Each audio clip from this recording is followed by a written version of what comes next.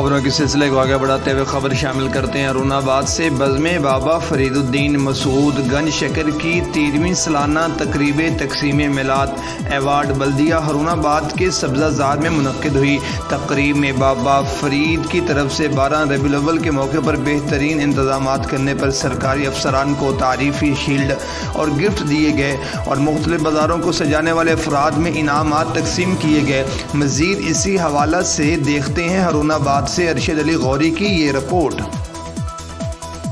ہارون آباد بزم بابا فرید الدین مسعود گنج شکر رحمۃ اللہ علیہ کی 13ویں سالانہ تقریب میلاد ایوارڈ بلدیہ ہارون آباد کے سبزہ زار میں منعقد ہوئی۔ تقریب کا آغاز تلاوت قرآن پاک سے کیا گیا اور رسول اکرم صلی اللہ علیہ وسلم کی خدمت میں عقیدتاً نعت رسول مقبول پیش کی گئی۔ تقریب میں بزم بابا فرید انتظامیہ کی طرف سے عید میلاد النبی صلی اللہ علیہ وسلم کے موقع پر شہر بھر میں بہترین انتظامات کیے جانے پر سرکاری ملازمین کی حوصلہ افزائی کے لیے شیلڈ اور گفٹ دیے گئے۔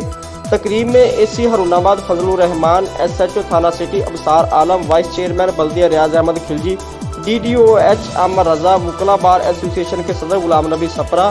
پیر حضرت پھول علی شاہ سرکار اور دیگر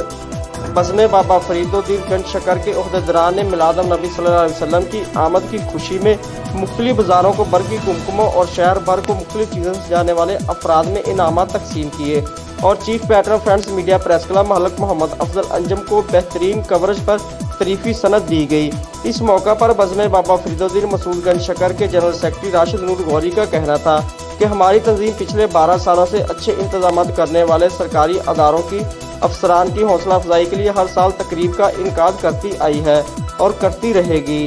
کیمرہ ٹیم کے ساتھ ارشد علی غوری، ہارون آباد۔